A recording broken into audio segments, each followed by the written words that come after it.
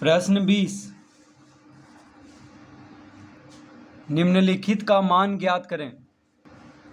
तो प्रश्न 20 है 0.25 का वर्ग। तो इसका मान ज्ञात करना है 0.25 का वर्ग। तो इसको हम लिख लेंगे 0.25 गुना 0.25 वर्ग है, यानी इसको 2 बार गुना करेंगे। अब हम इसको,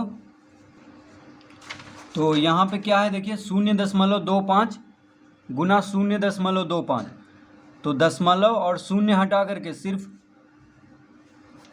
25 गुना 25 पहले हम रफ पेज में करेंगे।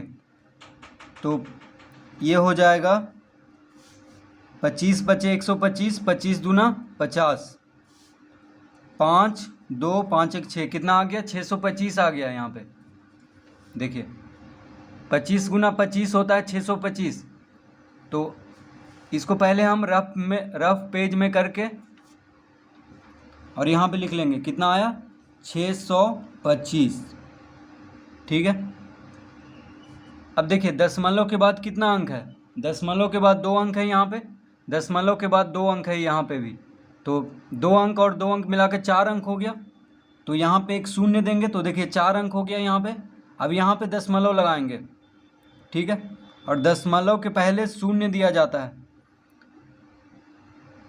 तो इसका उत्तर हो गया 0.0625। तो दशमलव के बाद 2 अंक है और यहाँ भी दशमलव के बाद 2 अंक है, तो 2 अंक और 2 अंक मिलके 4 अंक हो गया। तो इसके गुणनफल में दशमलव के बाद 4 अंक होना चाहिए। तो इसलिए हम 6 के पहले शून्य दिए हैं, फिर दशमलव देंगे और दशमलव के पहले शून्य दिया जाता है। तो इसका उत्तर आ गया 0.0625। प्रश्न 21,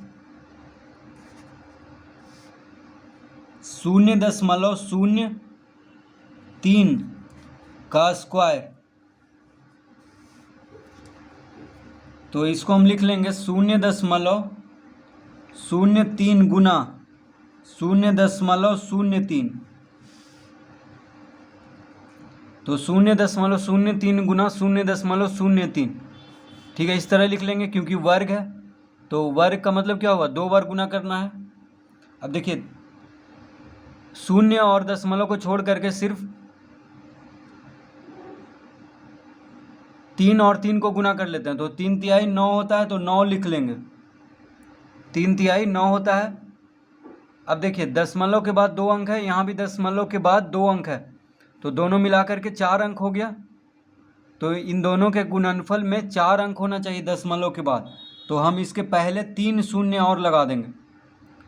अब यहाँ पे दशमलव देंगे और दशमलव के पहले शून्य दिया जाता है। तो इसका उत्तर आ गया 0.0009। ठीक है, क्योंकि दशमलव के बाद 2 अंक है और दशमलव के बाद 2 अंक है, तो दोनों मिला करके दशमलव के बाद 4 अंक होना चाहिए। इन दोनों को गुना करेंगे तो इसलिए 9 के पहले 3 शून्य लगा करके दशमलव दे देंगे।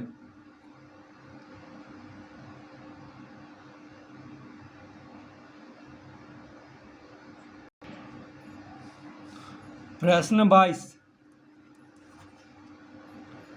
प्रश्न 22 है 0.5 का घात 4। 0.5 का घात 4। तो यहाँ पे हम लिख लेंगे 0.5 गुना 0.5 गुना 0.5 गुना 0.5। 0.5 का घात क्या है, 4 है। तो इसका मतलब हुआ कि इसको 4 बार गुना करेंगे। ठीक है, तो देखिए दशमलव और शून्य को पहले हटा लेते हैं, सिर्फ 5 को गुना कर लेते हैं। तो 5 गुना 5 हो गया 25, 25 गुना 5 हो गया 125, 125 गुना 5 हो गया 625। ठीक है, तो यहाँ पे हम लिख लेंगे 625। सिर्फ 5 को गुना करेंगे पहले, 5 बचे 25, 25 बचे 125, 125 बचे 625। अब देखेंगे कि दशमलव के बाद कितना अंक है चारों में। तो तो यहाँ पे दशमलव के बाद एक अंक है, यहाँ भी दशमलव के बाद एक अंक है, यहाँ भी दशमलव के बाद एक अंक है, यहाँ भी दशमलव के बाद एक अंक है। तो चारों मिला करके 4 अंक हो गया, यानी इन चारों के गुणनफल में दशमलव के बाद 4 अंक होना चाहिए। तो इसके पहले एक शून्य लगा देंगे।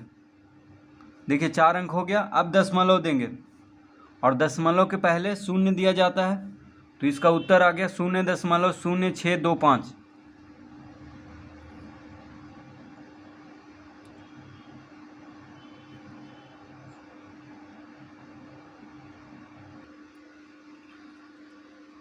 प्रश्न 23।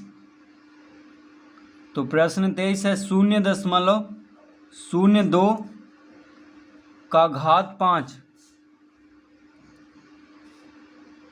0.02 का घात 5। तो 0.02 गुना 0.02 गुना 0.02 गुना 0.02 गुना 0.02। तो घात 5 है, इसलिए 5 बार गुना करेंगे। ठीक है, 0.02 का घात 5 है, इसलिए इसको 5 बार गुना करेंगे। अब इसको गुना करते हैं। तो देखिए दशमलव और शून्य को पहले हटा करके सिर्फ 2 को गुना कर लेते हैं। तो 2 गुना 2 हो गया 4, 4 दूना 8, 8 दूना 16, 16 दूना 32, 32 यहाँ पे लिख लेंगे। ठीक है, 32 लिख लेंगे। 2 दूना 4, 4 दूना 8, 8 दूना 16, 16 दूना 32। अब देखेंगे कि दशमलव के बाद कितना अंक है। यहाँ 2 अंक है, दशमलव के बाद 2 अंक है, यहाँ भी दशमलव के बाद 2 अंक है, यहाँ भी दशमलव के बाद 2 अंक है, यहाँ भी दशमलव के बाद 2 अंक है, यहाँ भी दशमलव के बाद 2 अंक है। तो सबको जोड़ेंगे तो 2, 2 4, 2 6, 2 8, 2 10, यानी इन पाँचों के गुणनफल में 10 अंक होना चाहिए दशमलव के बाद। तो यहाँ पे देखिए 8 शून्य देंगे हम।